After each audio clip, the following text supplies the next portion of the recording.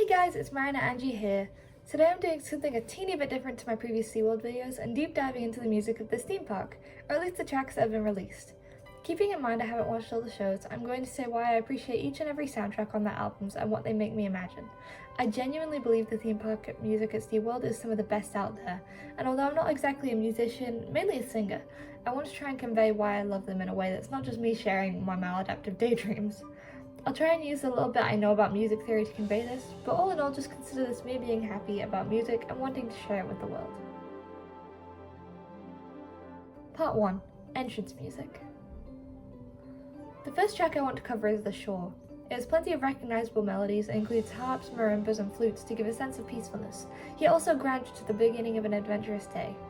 If I'm not wrong, The Shore plays at the entrance of SeaWorld and thus sets up the grand adventure that is to come throughout your day at the park.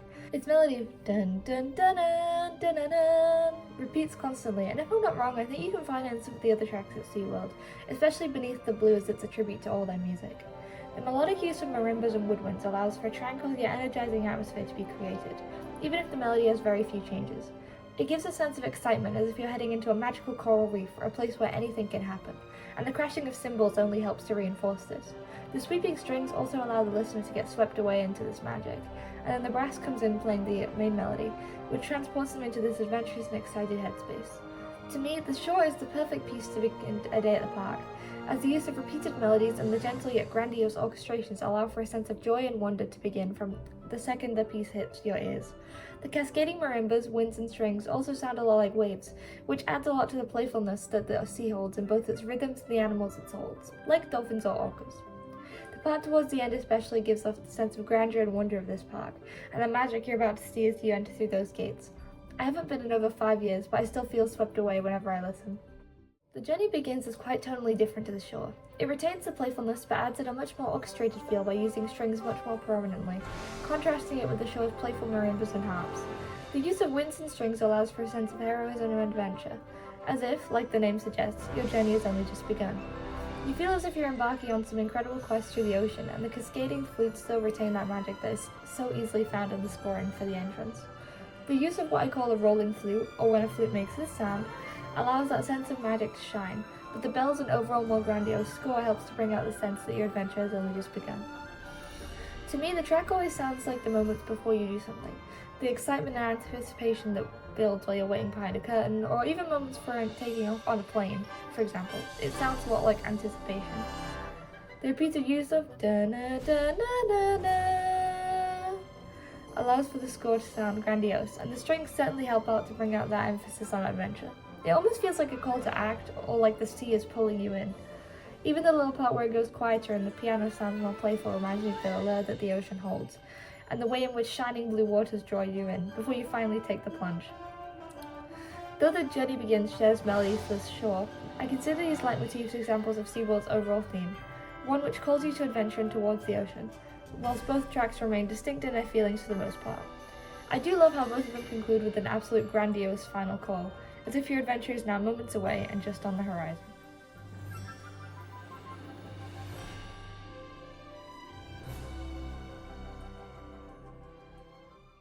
Part 2. Ambience. Okay, I have two things to say. One, I know basically nothing about the waterfront other than it's a restaurant, and that I think this piece used to is ambiently set for the area by the Sky Tower.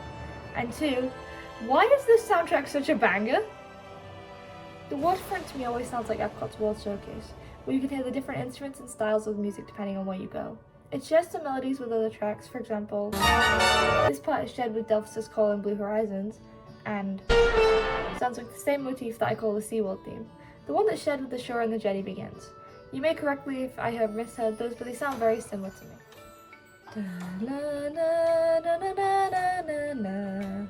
Is a very nice melody that sets the idea for me that no matter what instrument starts playing, the melody will always be the same. It might even suggest a sense of inclusivity and welcomeness, as if saying no matter who goes through the park gates, no matter where they're from or who they are all welcome. I also love the punchy drums and castanets sprinkled throughout amongst the violins. It gives a real sense of danciness and liveliness to the melody. The use of piano is also very relaxing. The entire track to me seems mostly ambient and calm. There is also again that grandeur that can be found in most SeaWorld tracks, and a liveliness that encourages you to move about. The quietest present always remind me of the ones from Blue Horizons too. Manta's track, The Deep, gives off a sense of mystery. The use of bashing and crashing and punchy drums allows for the sense that you're in darkness, and that there are various sounds all around you. The integration of bubbles into the sound is also very well done, and sounds like you're truly below in the deep, like you're exploring the deepest depths of the ocean. The rhythm of the drums allows for a melody to be found in them, and the melody comes and goes as you move, but to me it sounds rather relaxed and calm, as if you're sitting at the bottom of the ocean among multiple strange and curious creatures. They're relatively unbothered. The Deep as a track is one I don't have much to say about. In all honesty, it's very long and I don't listen to it as often, due to the lack of changes in the melody, unlike something like The Waterfront. I do think it's nice music though, it just doesn't have any storytelling I can really pick out. And my main memories of Manta are being in the queue for ages, honestly, so I can't exactly say I remember any sort of storytelling either. I've never ridden Mako, but I would really like to, though the tracks from the soundtrack just remind me of the Nothing Reef and the character I created called Mako, my favourite silly shark boy. Under the Pier is a beautiful track that begins with isolated vocals and a violin or viola, one which pulls you in. The brass and melody playing are very much adventurous melodies, and the use of light percussion makes sure this track sounds upbeat and overall friendly. The harps give a sense of magic and wonder to this track, and like the name suggests, it almost feels as if you're diving and exploring underneath a pier, or even in some submerged caves, somewhere special where secrets may hide. The staccato in the strings also helps to bring out the sense of mystery and adventure. However, the bit where it all slows makes me very curious. The sound there almost reminds me of a music box, and to me it brings out a great sense of nostalgia when paired with the sadder, slower strings.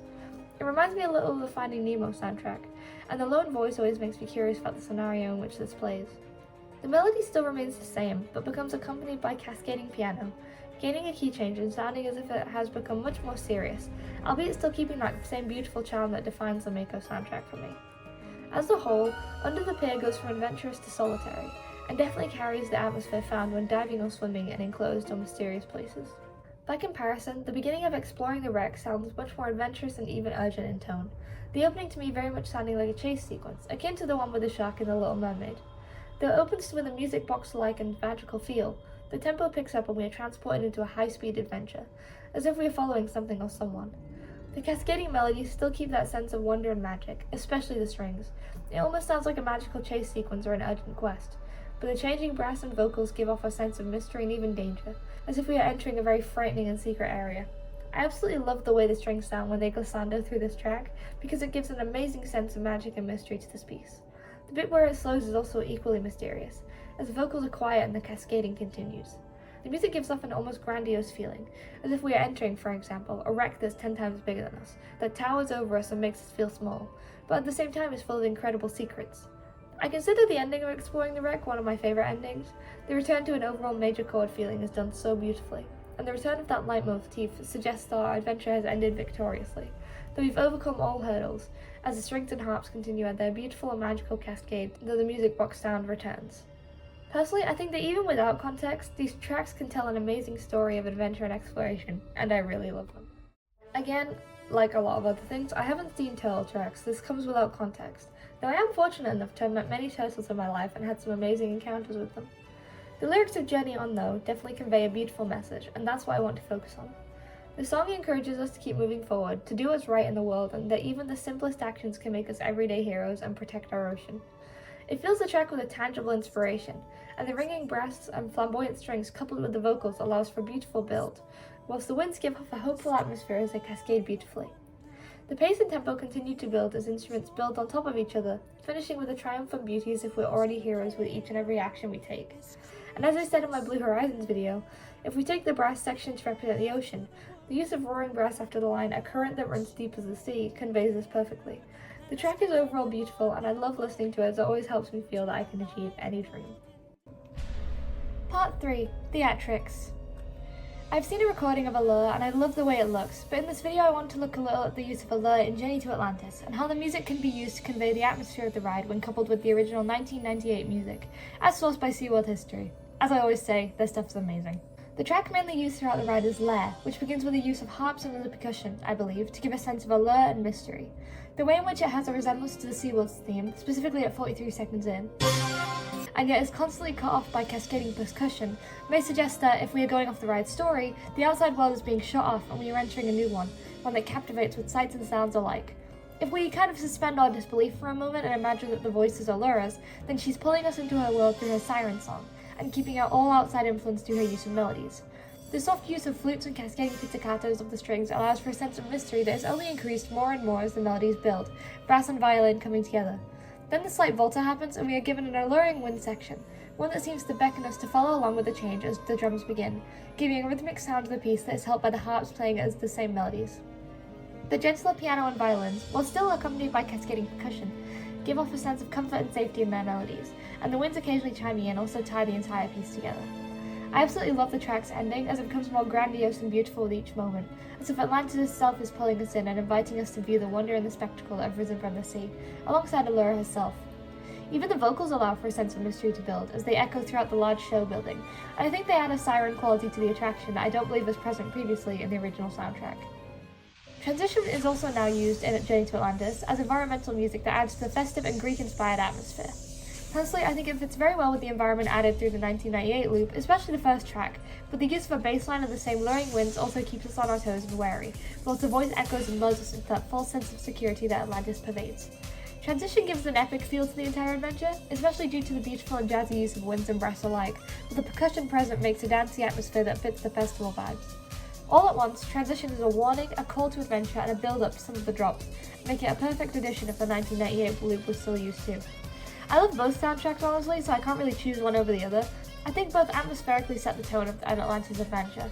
Transition and I just get my vote slightly more because I used them whilst I was writing my Atlantis fic. Now on to the Journey to Atlantis tracks in San Diego, both the previous one and the new one. The original theme for Journey to Atlantis placed a heavy emphasis on strings and winds, ones that gave the entire ride a sense of mystery and magic, especially as the ride structure towered above. To me, the soundtrack definitely makes you feel small, but has a sense of grandeur, especially when the choir and brass come in. To me, I think these elements could reinforce the original storyline of the San Diego version, if we consider the concept of the people forgetting the ways of the ocean. The first time we hear the choir, we then hear a booming brass, which, as I previously explained, may represent the ocean itself. The heavy timpanis also contrast with the cascading piano and gentle female voices. All of it gives off a true sense of adventure and reminds me a little bit of the Ponyo soundtrack from Studio Ghibli, all of it serving the purposes of distinct instruments play a similar melody. The cascading piano coupled with the gentle female voices reminds me very much of the ride's story, as the female voice is the one who tells riders that her people forgot the connection with the ocean, perhaps suggesting that the choir in question once sang out in conjunction with the ocean, but now all that's left is the few who remember, joining a cascading piano that sounds like rolling waves. I love the grandiose version of the soundtrack and how it incorporates booming timpanis, brass, and choirs, alongside the beautiful cascading strings and gentle voices, all to give a sense of mystery and wonder to this larger-than-life attraction. The current soundtrack for Atlantis in San Diego definitely has a similar sound to the original, but is far gentler. I believe the melodies are similar, especially in the way they build. Unlike the original, which began with a staccato of violins, this track has a heavy emphasis on piano from the beginning, alongside winds that give the sense of magic and beauty. Alongside that, the choir is much less bombastic and acts more as an accompaniment to the soundtrack. The violins also accompany the piano as it cascades and leads the melody alongside the winds, the two main instruments working in conjunction. To me, they always sound like a calmer beach where the original was kind of like a wild sea, but I honestly love them both equally. The emphasis on winds and piano definitely adds a calm to the ride that is complemented by its cooler blue color palette when compared to the sandstone twin look it had from Orlando. The bit where there's a beautiful crescendo and the choir and strings soar is definitely reminiscent of the original soundtrack, but the subsequent playfulness of strings suggests a magic rather than a serious call to adventure, though both tracks include builds and melodies that create distinct yet also similar effects of drawing the guests in with their music and promises of adventure. Where the original seems to be a much tougher adventure, the new soundtrack sounds rather light and playful, as if suggesting the guest will be embarking on an enchanted voyage to a beautiful city, and that it's one they'll never forget. Part 4. Aquatica.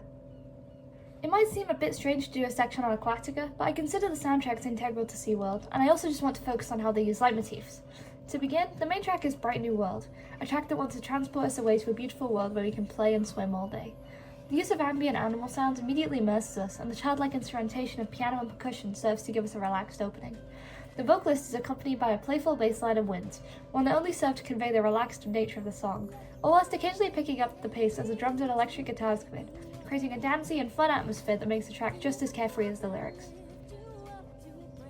The emphasis on drums and guitars, coupled with piano and bass, give an ambient and excited feel to the piece, all whilst never losing the overall relaxed feel that's conveyed through the lyrics.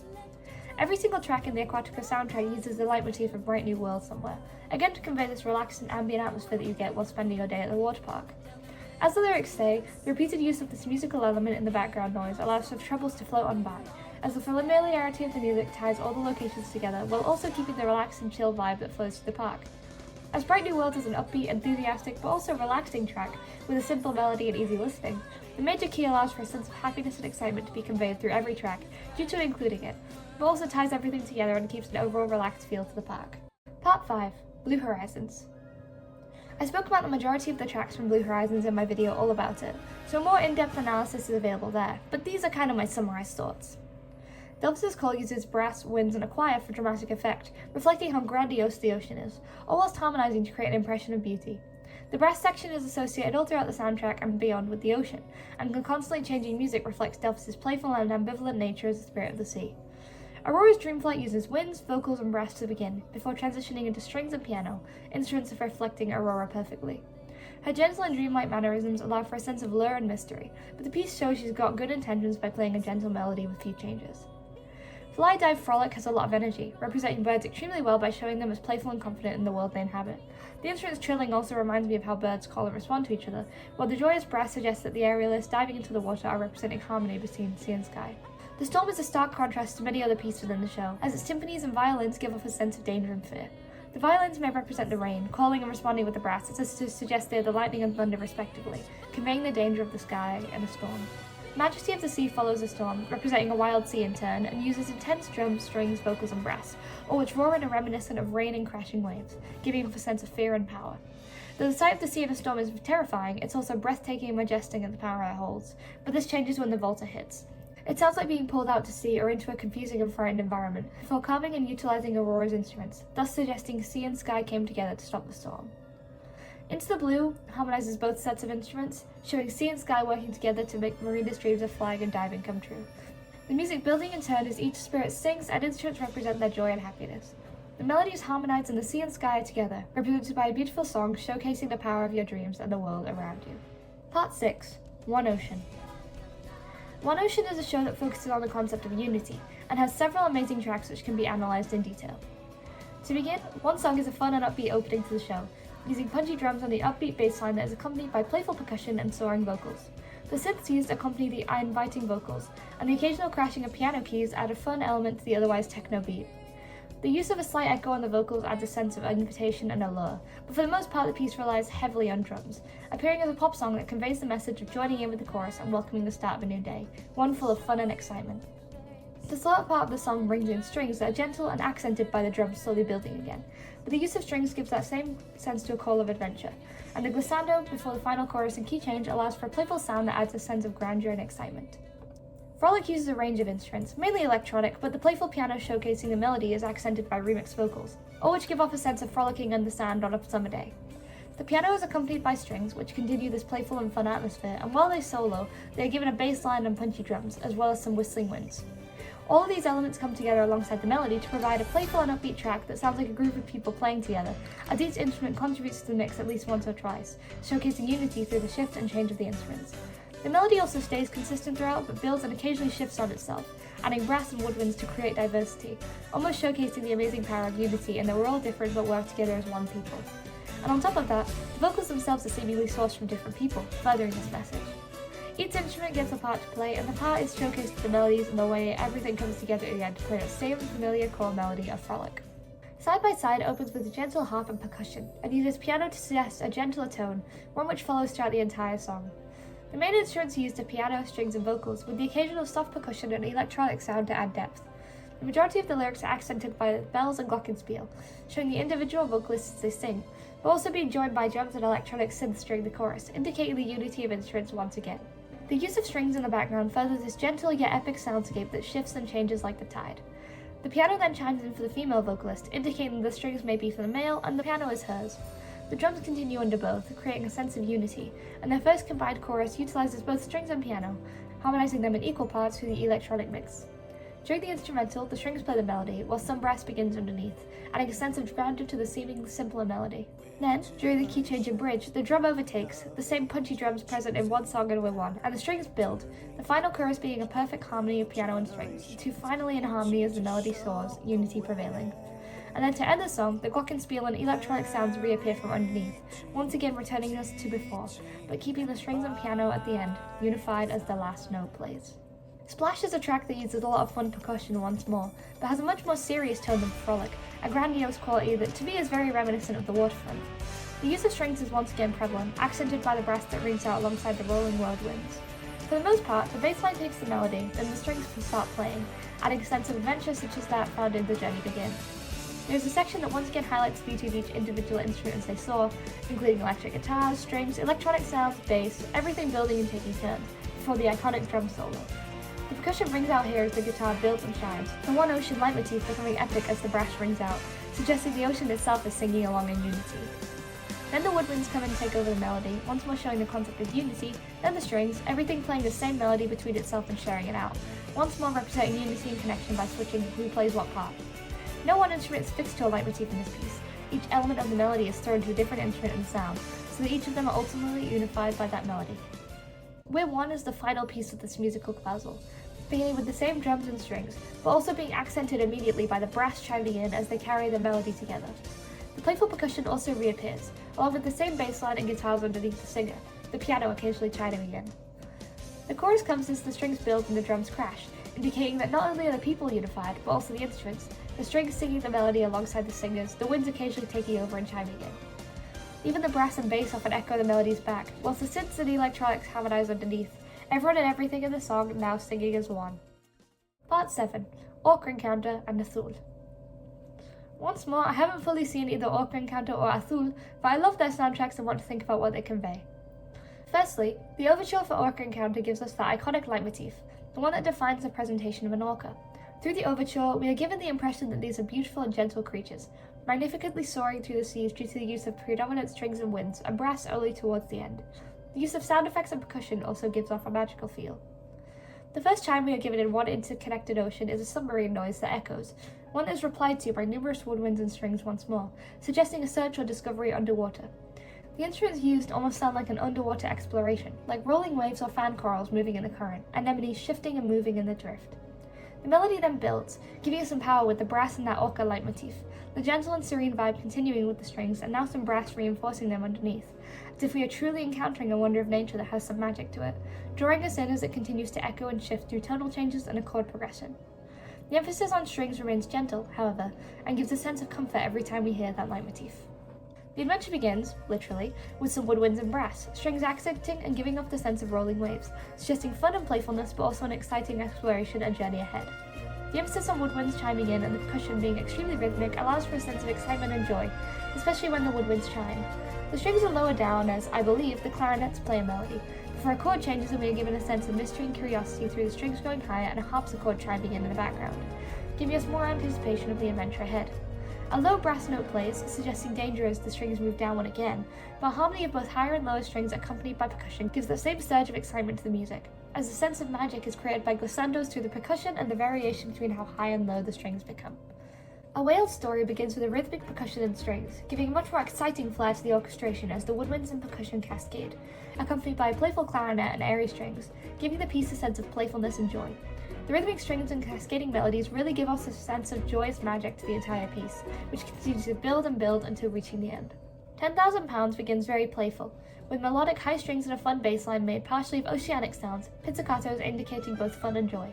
The percussion joining in adds a sense of grandeur and wonder, especially as the woodwinds chime and the strings build, the brass coming in.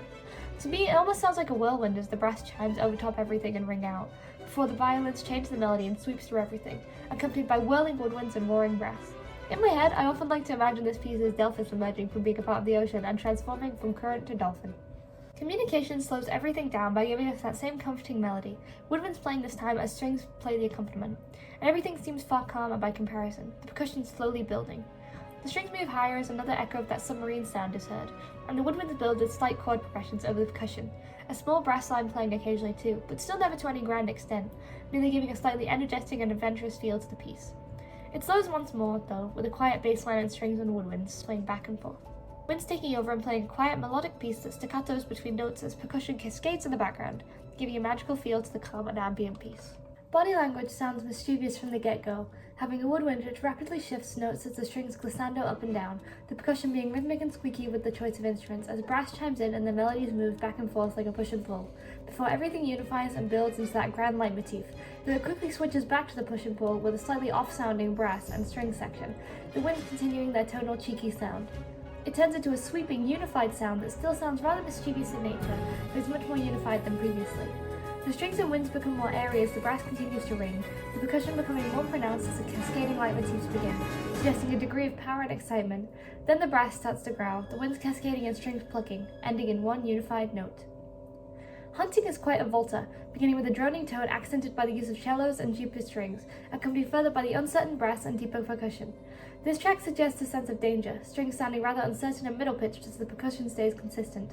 Everything is far lower than usual, even the woodwinds, and the brass takes the melody predominantly, the strings and winds playing in unison and suggesting a severe sense of danger as timpanis join the mix, winds sweeping through and pushing and pulling with the strings, calling and responding in glissandos and crescendos alike atop the droning and darker harmonies.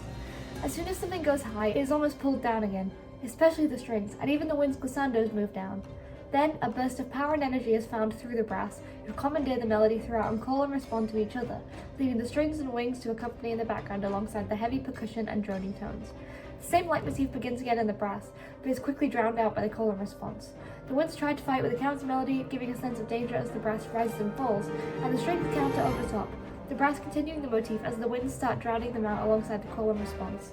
Even the strings join as the melody changes, becoming low and adventurous, suggesting a sudden hope or heroism amid the darkness, and the timpanis lighten up towards the end, giving a sense of slight victory or at the very least, hope. The call and response continues between brass and other sections, brass constantly drowning everything out as the violins and winds fight to be heard, culminating in a final grand set of notes that end the piece together. Can you tell that I listen to this track a lot? Wave power takes this power from hunting and changes it up, beginning with the strings once more predominantly, though they are in the middle range this time and accompanied by percussion and a vibrant bass line. The higher strings chime in alongside some brass, and then the lower brass comes in underneath to add a sense of power and grandeur. The winds roll over top and give a sense of adventure, timpanis adding that same sense of slight danger, at the very least caution, though this track sounds far more adventurous and exciting than the danger of hunting. The melodies converge and war as one, the brass taking control again but allowing the winds and strings a section to shine, unlike previously, where the melodies drift into a calm and serene one at the end. Blue Whale opens with a deep brass line, one that gives off a sense of danger that I previously mentioned in hunting. The strings here begin serene and still, moving through notes calmly before picking up the pace as lower strings begin beneath them, quickening to create a sense of danger. This is only increased by the brass joining in underneath and the winds cascading above, the entire orchestra pushing and pulling in unison to create a sense of grandeur and power. Play is once more a volta, beginning with a playful brass and strings moving over top, the percussion becoming rhythmic and playful over top, and the winds cascading as everything moves in a much more playful and exciting way, as if suggesting the adventure is reaching its height. The leitmotif comes back with full force, the brass calling and responding to each other as the winds and strings lead. The brass then takes the lead, winds accompanying and responding, the entire track coming up as joyous and playful in comparison to the previous ones. Imitation games begin with a staccato of strings and a playful clarinet, winds calling and responding as strings move atop, becoming accompanied by winds as the playful and exciting nature of the song begins. A piano joins the accompaniment, giving a sense of calm and joy to the piece, before the chords shift and we're caught up in a dance of brass, percussion and winds, strings playing over top as the brass takes the melody, the entire piece becoming much more rhythmic as it climaxes, before returning to the previous state, albeit with the strings a little more forceful and the brass chiming in occasionally, alongside heavier percussion. However, the key change gives more emphasis to the piano and strings alike, creating a melody that sounds once again playful in tone but gives a grandiose sound that was not previously present through the ringing of brass and the large finish. Care and commitment begins with the plucking of strings and guitars, accompanied by sweeping, gentle strings atop. The rhythmic bass line is contrasted with the whirling winds, which seem to dance like the rolling of waves, everything moving relatively calmly and the melodic structure being as simple and gentle as it shifts, like tides on a calm day. The winds dance through these melodies as the strings stay the same, for the most part, before taking over the melody and playing a calm variation of the leitmotif, in a different key and accented by piano, indicating a degree of care and calm, the strings joining in slightly atop and everything shifting, once more reminiscent of a calm day at the beach, the melody fading out with a tremolo, almost like a sunset. We're All Connected gives us the return of the punchy percussion, alongside a rhythmic bass line and guitar, strings playing over top and giving us a lead-in to that familiar leitmotif. The entire piece is much calmer but has a grandiose feeling all the same, the strings moving like waves as they shift back and forth before playing the leitmotif all in unison. As everything quiets, a lone violin takes the melody, a tremolo underneath beginning as it stumbles and moves through the melody, the rest of the strings swaying back and forth.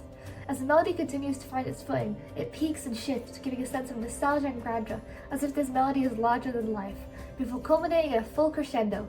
The brass and violins are like roaring out the main leitmotif of the entire show as the winds cascade and the percussion returns, the bass line continuing to be punchy and rhythmic underneath. The strings find their footing in play, responding to the brass as everything moves as one, culminating in a beautiful grand finish, complete with a ringing bell for dramatic effect. The final track, The Adventure Continues, gives punchy percussion and swaying strings, alongside guitar and a rhythmic bass line, the strings now having found their melody and playing alongside the brass, swaying back and forth like an energetic ocean. The brass roar out the melody as the winds cascade, the violins then changing key and continuing, everything quieting as the lower strings play a variation, the winds responding and the higher strings returning, calling and responding with the winds which cascade down as the violins grow higher, the brass growing and taking the melody again as the key changes, giving a tangible sense of inspiration and wonder as they play in unison with the strings, the winds continuing their cascade, and everything ends with a victorious call of the ocean, or the brass, and the adventure continues. Azul is far different tonally, but still carries a sense of wonder and joy which is first found in meeting. Beginning with a drone and the chimes of a glockenspiel, a harp joins in to create a melody, low winds and a vocalist picking it up as the harp holds the main melody, pizzicatos underneath moving alongside it. The entire beginning sounds like a mystical encounter, only accented by the strings taking the melody, winds cascading and the percussion making several glissandos that sound like the shimmering of the sun on an ocean. The winds are playful, and the strings grandiose as the melody builds, suggesting this encounter is a magical and fantastical one that will leave a lifetime impression as the winds move in several glissandos. Then the bass line comes in, the harp now taking center stage once more and the strings and winds alike playing the main accompaniment, jumping and diving, much like the movements of a dolphin, whilst the marimba and xylophone make several sounds to indicate playfulness, alongside the winds chiming in. The vocalist soars over everything, creating a sense of wonder and magic, but also allure and mystery, the winds taking the melody and strings playing alongside her as the harp cascades once more. A timpani is introduced, giving a sense of power and amazement as more voices join the choir, giving a sense of magic as everything builds and ends with a crescendo, the punchy rhythms giving off that sense of playfulness right to the end, whilst winds and strings give the magic through their enchanting glissandos, the chime of a music box filling the final note with nostalgia and allure alike. Play is a tonal shift, having a very synthesized feel, one that is accented by the percussion chosen in the electronic instrumentation, as well as the guitar full of distortion. As it shreds and tumbles through the melody, there is an obvious sense of playfulness, the brass chiming in underneath as it is accompanied by several other guitars and electronic instruments, accenting the aura of confidence and fun that it brings, especially when combined with jazzy brass underneath. The call and response between brass and guitar is excellent, and then it breaks up into a fun percussion section where the electronic sounds are left, before the guitar comes back and clambers over everything, playing a vibrant character melody and giving off a real sense of fun and excitement, everything boiling down in one last crash of percussion as the melodies confidently cascade down. Joy begins with a fun percussion and bouncy electronic synthesizers, before the main melody is taken by piano and guitar alike. The entire piece sounds a lot like a comfortable beach retreat, bright sounds and playful atmosphere only accented by the jazzy piano and the guitar responding to it as the percussion hams up in the background. The break to electronic sounds gives off a light and airy feel, the entire array of sounds being pretty high and fun. Even the solo part gives this fun, relaxing feel, as the music box sound being accented by the electronic is a sharp contrast to the synthesizers and pianos responding to the guitar shredding previously. The entire track gives off fun beach day vibes, and I really like it. It gets me so pumped up whenever I'm walking to school. Love is a stark shift, using traditional instruments and bell-like percussion, focusing on winds and strings to convey its slower melody and gentle sound, like the lapping of the waves on a crystal clear day.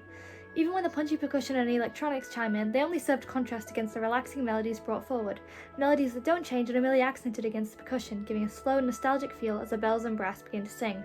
The piece then changes, being given a full orchestra, as winds, brass and strings all roar that beautiful melody, showing the wonders of love and the power it has over mind and heart, and the beauty that can be found through it. The piece ends with the gentle cascading of a music box, the perfect touch for the nostalgic yet grandiose vibe it gives off. Initiation starts very tensely, with electronic sounds and percussion that echoes, giving off a sense of danger and mystery. The guitar then chimes in and plays the main Azul theme, joined by punchy drums and giving off the confidence that was previously absent in the droning and percussion. Continuing the upbeat and confident song that is only accented by the electronic sounds in the background.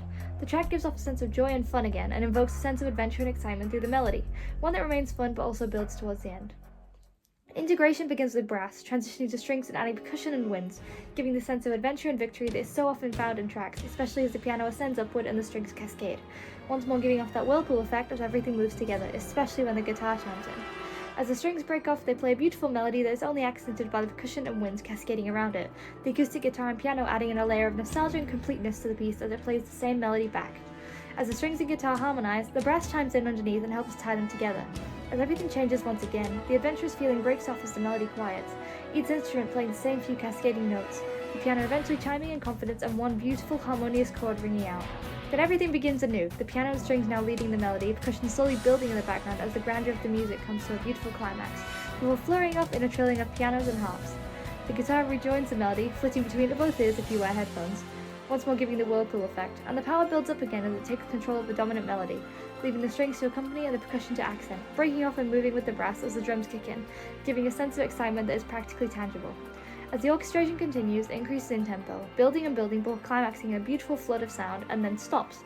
It becomes a mix of claps and drums, once more building and building, small percussive chimes adding as drums begin again. The orchestra continues to chime out the melody in small bursts before the guitar takes the melody and plays the main theme for Azul, though alongside the orchestra, giving a sense of cyclical completeness to the entire show as strings ring out and brass roars overhead, everything climaxing in perfect unison and a wonderful finale. Part 8. Light Up the Night and Community. The next tracks are more dancey in nature, but I want to look at the elements of having multiple vocalists on one track. First of all, Shamu Rocks, Where the Future Lives, has an excellent drum set and set of vocalists all singing together. The lyrics speak of making a difference everywhere you go, and how it's our combined job to work together to create a better future for the future generation, and thus the limited use of guitar and a rock style in the background. But focusing more on the various vocalists is a very intelligent move. Each verse is sung by a different person, then the pre-chorus is a duet, before the choruses themselves are actual choruses, as in choirs of people all singing together, suggesting the future lives in us as the guitar accompanies them in unison, once more harking back to the idea of community that's also shown in One Ocean, which I'm pretty sure shares the same stadium as Shamu Rocks. As for Light Up the Night, most of the tracks are about community and unity and focus on the idea of working together. Light Up the Night itself has multiple vocalists accenting its relatively simple pop-style song, complete with punchy drums and a techno sound, as well as piano which follows the vocalists. It's similar to Electric Ocean in vibe, but unlike Electric Ocean, its lyrics are what makes the song enjoyable. The melody is designed to give a sense of community and harmony. As the lyrics specifically state, "We're all here to light up the night," and thus the use of many voices for background singers does a lot to bring forth that idea. Ride This Wave once more has multiple voices and the techno sound and focuses on the unity of the ocean through its lyrics, as the ocean never sleep and it's a whole world in the deep. The upbeat use of electronic piano in the background chords allows for the sound to be overall very exciting, and the chorus of voices present in the chorus gives a sense of community once more, which is very satisfying to listen to when they sing in union. When One World Meets Another is a beautiful duet. I often headcanon it as an Aurora Delphis song. On top of that, it's a beautiful song about the power of two hearts, much like Side by Side. It uses a gentle piano but follows it with a percussive beat and a techno sound that gives a sense of electronic grandeur and rhythm to the story that the song tells, that of two worlds uniting and meeting. In my head, it's a love song, but honestly it could be anything, romantic, platonic, it could be about any sort of relationship really, as the entire thing is about filling dreams with those you hold dear, when you find someone you love who will uplift you, which is really a beautiful message. Glow in the Light is unironically one of my favourite songs, and it's so fun. The use of multiple voices is done really well here, and the theme of diversity is perfect. In my head it could be somewhat of a pride anthem honestly, as it focuses on our individuality and how we all light up the night no matter who we are. It's also just very much a pop style song, but it's the right amount of silly and doesn't quite take itself seriously, which just adds to the fun tone. It only gives off quite a sense of community, especially since the Spanish lyrics use somos, which is in the we form, and how we accomplish this together. And if you've watched my song cover collection, you know I had fun with the rap, even though I was terrified. I don't rap thumb! Make a Splash, my meme song. The origin of the joke is actually to do with the Fantasia Symphony of Sorcerers AU, or FSOS, which you should definitely check out, link in my community tab. But anyway, one day I was chatting to my co-writer Aaron, rereading the AU, and I got to the bit in part 2 where the character Golden gets smacked by a bottle on the head, and suddenly "Make a Splash" screamed in my headphones, and I just cried laughing. Anyway, the song is really fun. It once again says it doesn't matter who you are and that we should make a splash together and spread positivity. Overall, it's just a really fun song and very upbeat. I always end up walking around campus bopping my head to it. Part 9. Mistify. Okay, finally the reason I even made this video. I fucking love Mistify. Yes! Mistify as a show itself is honestly pretty good, like, you know, with all the projections, the wave, the story, but as like a concept album itself, mwah! I never saw the show in person, again with a lot of these, but me and the album have the same birth year, so it's already special for that reason. But Mistify in general is just a wonderful soundtrack. It always makes me imagine this beautiful dream scenario full of life, magic, and hope, and it's genuinely the reason I made this video. To begin, the overture starts with a cascading rising scale of strings, already giving a dreamlike feel to the entire soundtrack. The brass chimes over top and plays what will become the main leitmotif as the winds cascade, already giving us a beautiful introduction to the dream we are about to experience, the percussion underneath accentuating it by giving us bursts of sound. We hear the melodic brass continuing to play this melody, which in my head is just the Mistify theme, the strings joining in and the winds chiming every now and again as the drums pound, before we transition into the ending theme, Open Your Eyes, a teaser of the finale. This is played by winds and accented by punchy percussion, giving a fun feel, especially when paired with the twangy guitar in the background. The brass then takes over and continues, the strings sliding up and down and taking the melody, proving the importance of this line through building and building before slowing, and moving through winds into a new track. This Is the Sea is one of my favourite songs in the entire world, and I'm so mad that neither an instrumental for the song or Open Your Eyes exists, because I want to sing them so badly. Please, if anyone can make instrumentals, I would be grateful forever. But the mystical vibes begin with the plucking of a guitar and a children's choir, giving us a dreamlike atmosphere as the guitar returns. A woman's voice then takes over the main vocalists as the winds join in. Everything building as we're introduced to the wonder of the ocean through the winds and voices alike, giving us a mystical introduction to the magic of the ocean and the adventure will go on. The guitar in the background harmonizes perfectly as the strings come in, giving the entire thing a very fairy tale-esque sound, one that sweeps us into the dream. As the call and response begins between the female vocalist and the choir, the winds become playful, giving a wondrous feel to the entire song, and it ends in a gorgeous harmony of orchestra and vocals alike, before fading out as The Dream Begins, a track full of lure and mystery, indicating our young protagonist is about to go on the adventure of a lifetime. The track opens with, again, a very music box feel, using soft winds and guitars, and the very slight percussive elements give a nostalgic and childlike theme. Then the strings come in and overtake as they begin to tremolo, the brass starting to echo, "This is the sea," and twirling in on itself, creating the whirlpool effect through call and response that brings us into the dream, building and building until crescendoing, the winds cascading and strings playing the melody over top as the brass takes the bass, giving us an introduction to the ocean. As everything calls and responds, melody switching between high and low brass, we find ourselves drifting through the seas until we reach a volcano! A volta begins, with low strings and a cautious low brass, percussion slightly playful but atmosphere slowly building and increasing as the drums begin and the melodies grow increasingly dangerous as the brass replies to itself. Strings swirling atop and pushing back and forth as everything builds, and then a climax as the brass roars over top and the volcano explodes, drifting back down into the safety of harps and strings, winds and joy. Then we join a dolphin ballet, where the winds take over the main Mistify theme and dance, the strings accompanying as cascading winds give us a sense of grace and beauty. Dancing on their rhythms is a mesmerizing ballet of sound, colourful and sprinkled with shifts in rhythm that are only accented as the strings move higher and higher, their glissandos melodic and rhythmic. We are then given the brass joining in, everything building and giving us that familiar chameau theme from Mistify, building atop itself with the brass and then lowering back down as the winds swing and the strings and harps play together, a dance of sea and beauty that circle around in a beautiful ballet of sound. Once again, the brass builds, changing keys and going higher and higher as the ballet continues, leaping higher and higher into a beautiful flood of sound, giving us one final call of chameau's theme and then stopping altogether. Kooky Creatures begins with a brass version of the Mistify theme, easing out into strings and then winds, reminding us the protagonist is alone in their dream and pursuit to find chameau, before we're giving a swirl of strings and a fun brass instrument, maybe a saxophone, along with several percussive and silly instruments. Strings and winds fly as brass strings out, giving a sense of craziness as the tremolos from various whistles and squeaks increase, before slowly dying as the winds rise and the strings fall, the pizzicato is dully dying and revealing we're with sharks! The brass instantly begins slowly, creating a layer of danger and fear as the strings cascade up and down, the rhythm of the lower strings and roaring brass showing the real danger we're in, only accented by the timpanis and frantic higher strings. The deafening call of the cascading winds and brass alike accentuates the fear and panic, which builds as everything yells in union. Before suddenly, the victorious brass of chameau! The strings leading us home into a beautiful, comforting, and victorious rendition of the Mistify theme as winds cascade and brass harmonizes underneath. The panic eases and we're given some middle strings, suggesting a bond of friendship between the protagonist and the whale, as the strings rock back and forth, much like being rocked to sleep, and everything fades. We're then given a lone guitar, strumming the theme as the strings gently play behind it. The winds give their comforting version of the Mistify theme alongside a music box, and the pizzicatos of the strings are comforting, everything fading and becoming dreamlike. A jazzy brass takes over and we're given Open Your Eyes, signifying the end of our wonderful dream, as percussion and vocalists chime in, a chorus of sounds. However, the lyrics of Open Your Eyes tie everything together, revealing that even if it seemed to be a dream, the connections we will make will last forever, even if we don't think we're real, and that all we have to do is open our eyes, because then we'll have a true friend for life. Part 10. Ignite. Now I want to preface Ignite's section with the indication that I won't be messing with the rest of the Electric Ocean soundtracks. Why?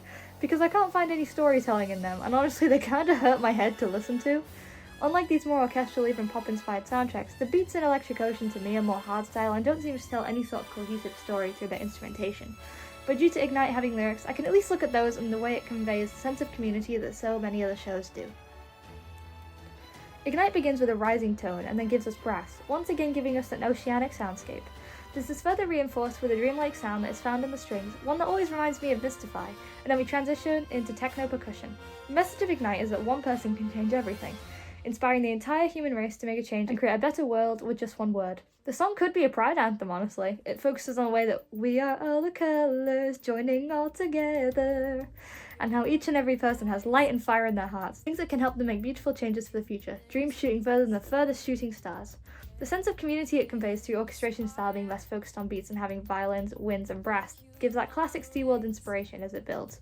And we are treated to a sense of the feeling that we can make a difference, if we just believe. Okay, I will talk about Believe now, I've actually been delaying it. Part 11, Believe. Though I never saw it live, Believe is a show that touches my heart. The music and message behind it are world class, and it's similar to that of a Disney show, which is probably why it gives me such a feeling of inspiration. Believe's soundtrack is available on YouTube, not streaming, likely either out of respect or SeaWorld just chose not to upload it for some reason, but I know it holds a place in so many hearts, so I'll try to do it justice with my analysis. The opening begins with a vocalist and guitars, as well as some cascading percussion. Then we hear a beautiful wind instrument that will become central to the show's instrumentation, as the narrator begins to speak.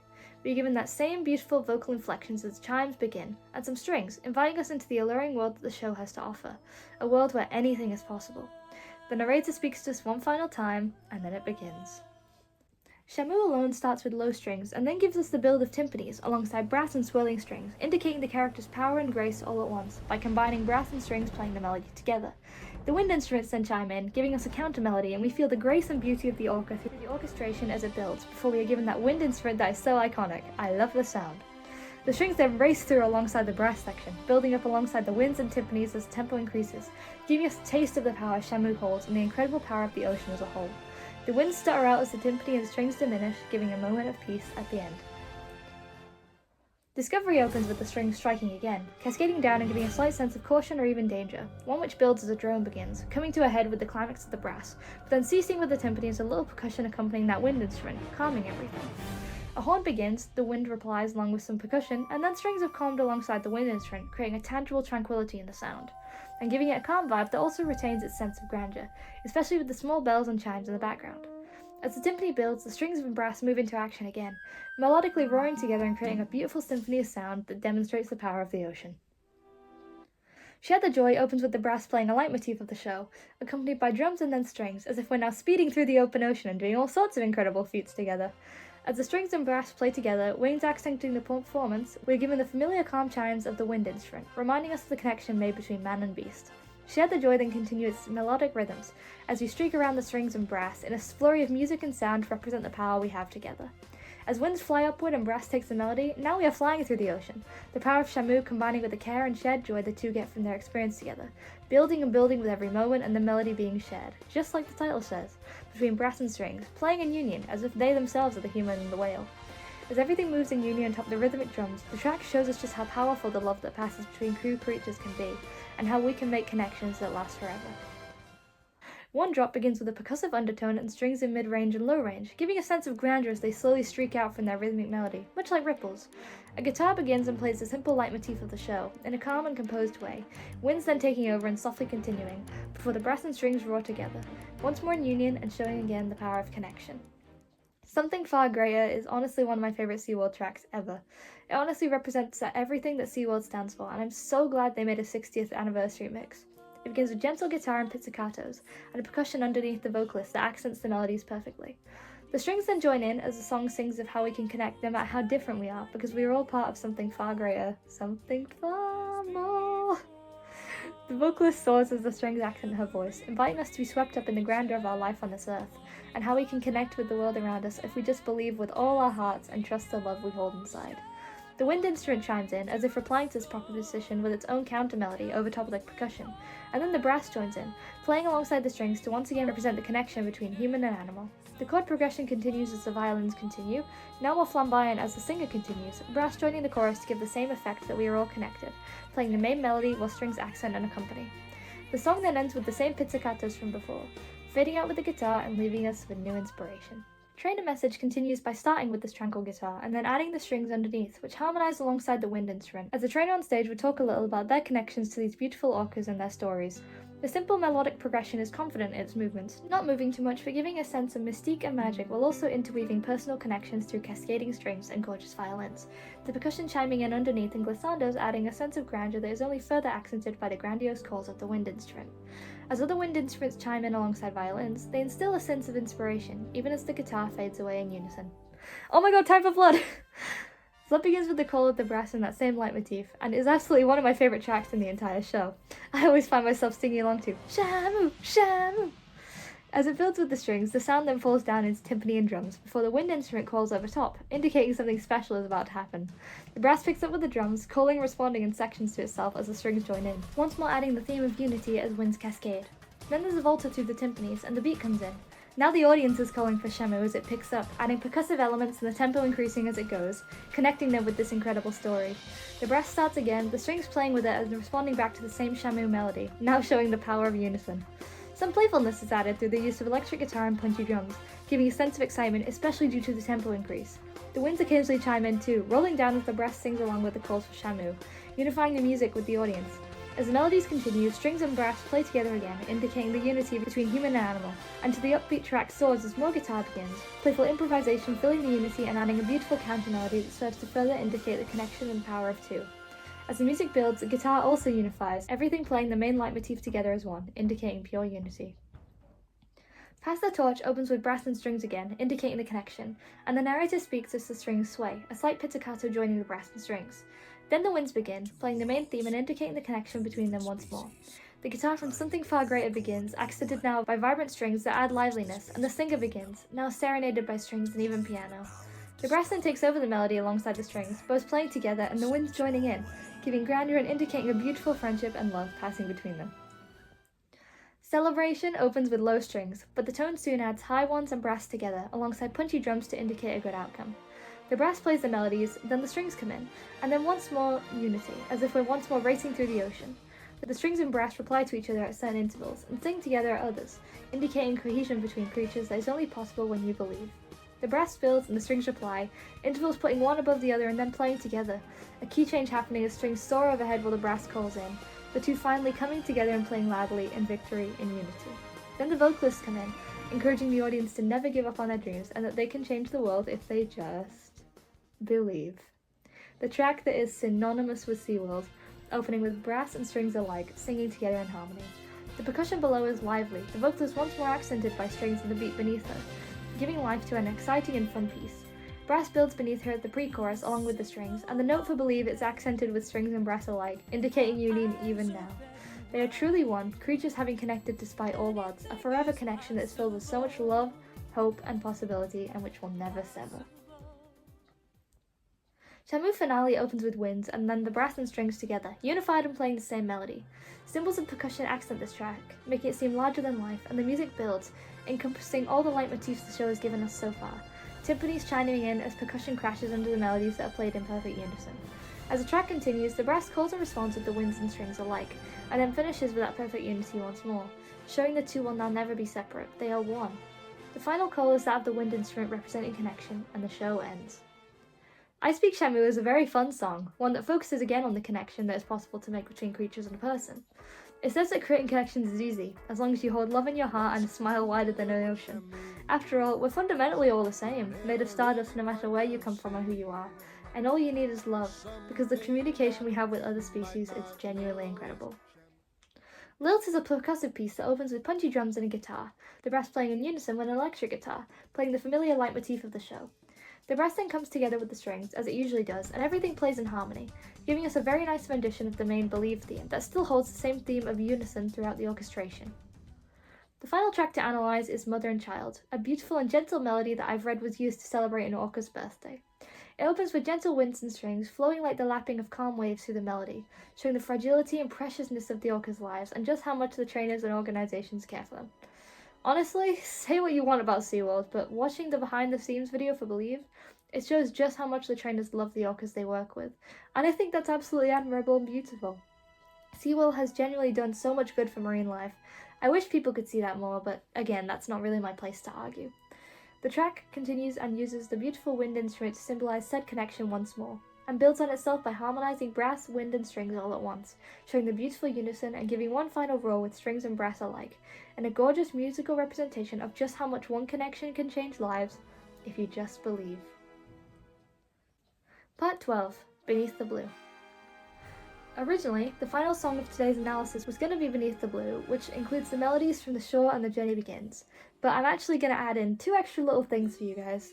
One's a critique and one is a celebration, so they're at the end, and they're going to be improvised, so mistakes are going to happen. It opens with brass representing the ocean, then transitions into a cascading piano, followed by strings and a gentle percussion which builds with the bass line.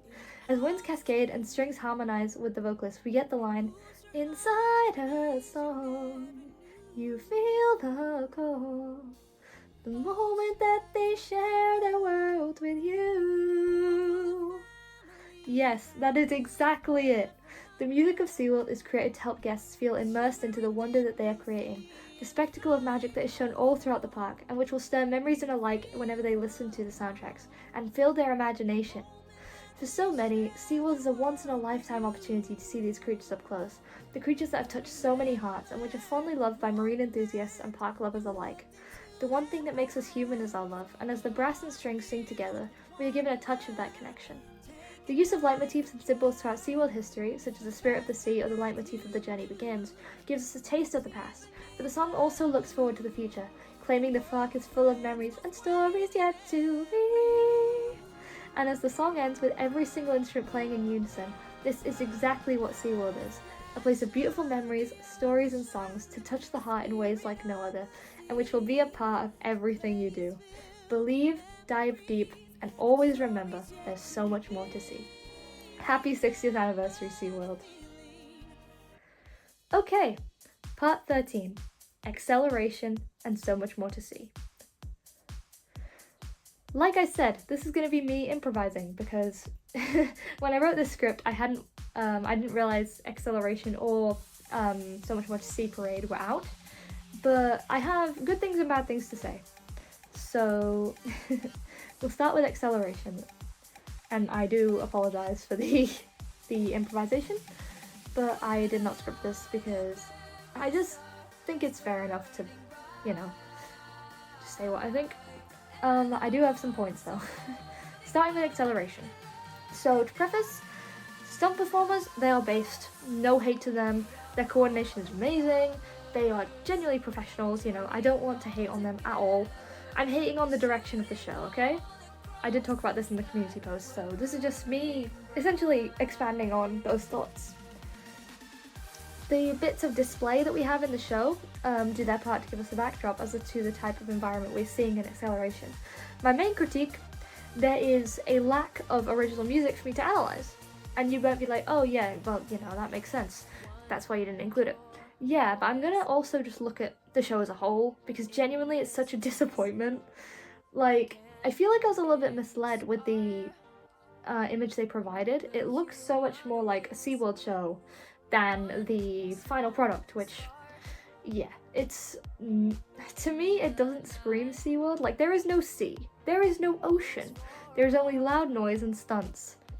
And I don't, obviously for the rest of these shows I haven't really gone into costuming or anything, but I'm just going to do that here because I don't have any music to talk about, so I might as well just talk about everything else. The costuming is something. It definitely doesn't have the same innovation or creativity as previous shows in my opinion. I don't like to compare too much, I say as I just did a whole video comparing and contrasting music, But for example, Joe is a resident of the Nautilus Theatre. I'm 90% sure it's temporary, but still. If we take the previous resident, which I spoke about in this video, Allure, this pales in comparison. Like, the costuming and direction for Allure was so amazing. Like, they were so innovative with their costumes, the way they moved. Like, they've managed to perform some incredible stunts in, like, full costumes, and it's amazing. Whereas the costume for Xceleration gives off major, like, eye candy vibes, and I don't know how I feel about that, really. It definitely looks like something you could just buy at the store. Like I said, it looks like Vans. Speaking of the theatre, as I said, the lack of set design is crazy, and I was saying, Allure handled these stunts and such with like this amazing set. Like, it looks like you're literally underwater. It was a backdrop for the entire show, but also had the necessary equipment for the stunts. Like, it had the trampolines and the portable bits that were able to come on and off stage, like Xceleration does. But the thing with Xceleration is the stage is so empty, it's actually kind of depressing. Like, the Nautilus Theatre stage is huge. You could do so much with it, like, creatively. Even if you're going to do a show like this, you know, like, you could definitely make a better use of the space you have. I have done theatre in the past, so I kind of have an understanding of, you know, stage and set design. So I just, seeing such an empty stage it's depressing. For me, the lack of story is what really breaks this show.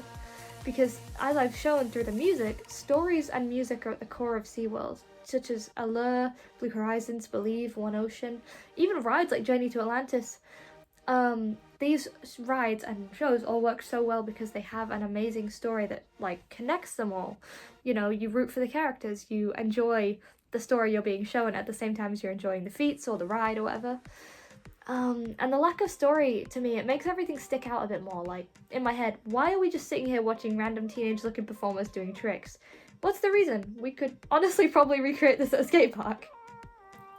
I think if I wanted to redo Xceleration, it would be really cool to have a show where it's a bunch of sea creatures under the water who find a bunch of human things and start experimenting.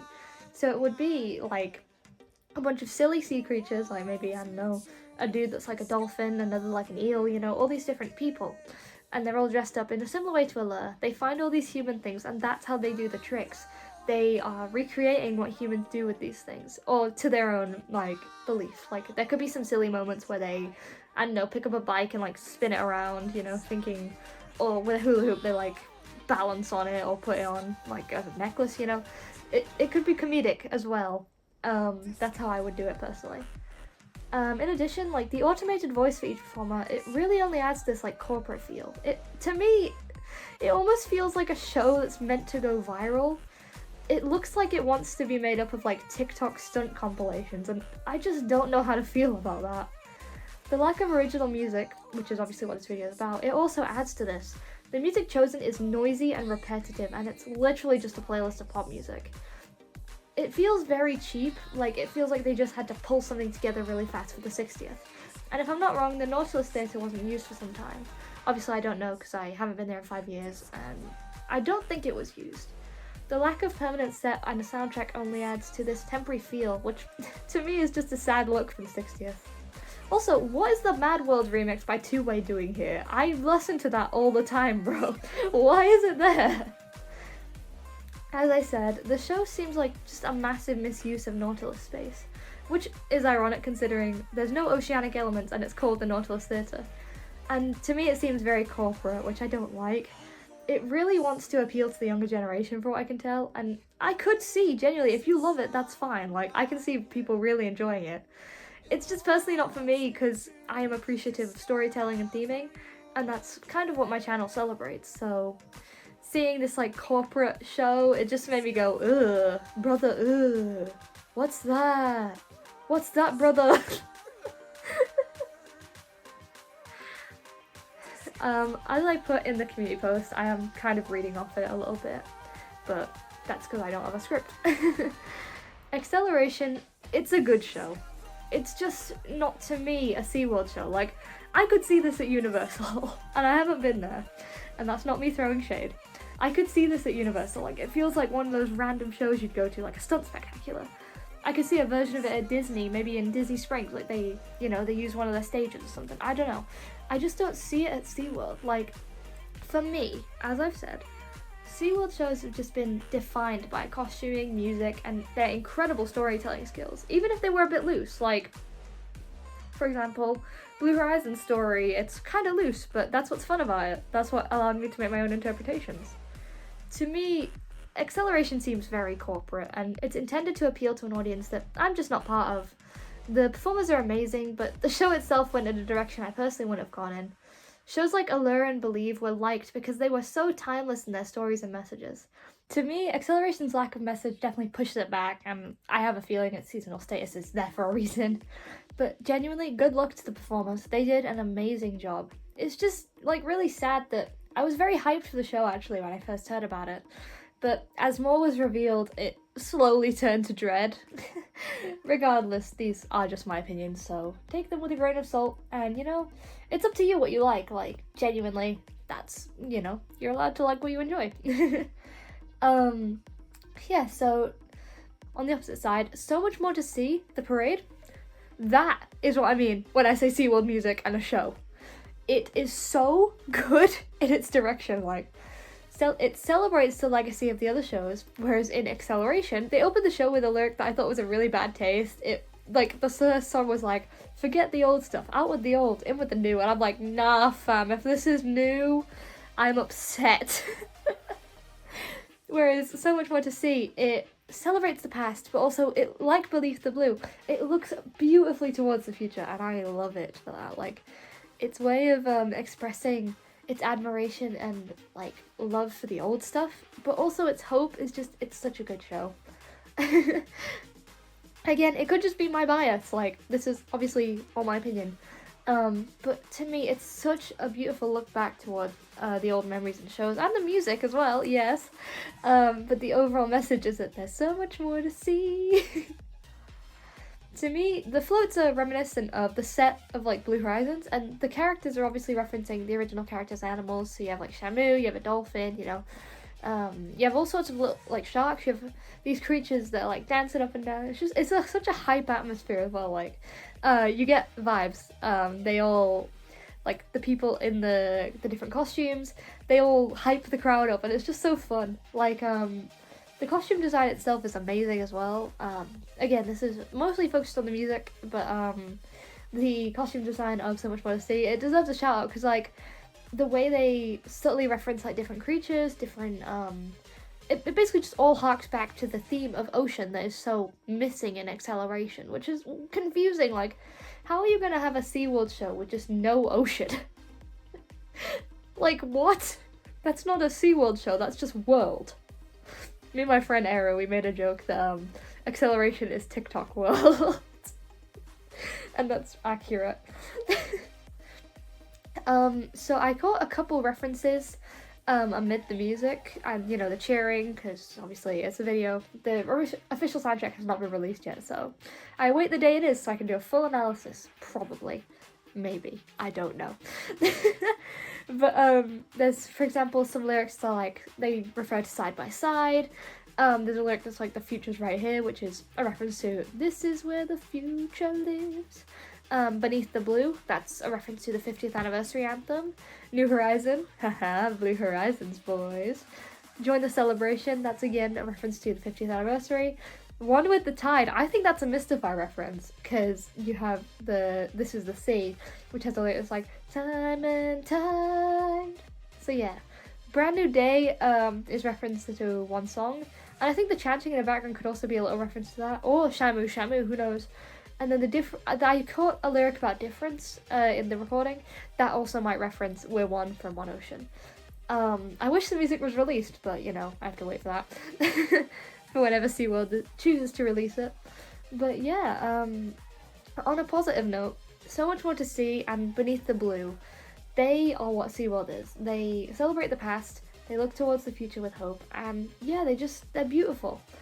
And yeah, that's about it. So just, we all have to protect our oceans, we have to work together in harmony, and we should never give up on our dreams. Those are the messages, fundamentally, of SeaWorld, and I love that. So, happy 60th again, SeaWorld. May there be many more to you. I love you. And I hope you all enjoyed this deep dive, pun intended, into SeaWorld's music. Bye bye! See ya! So much more to see!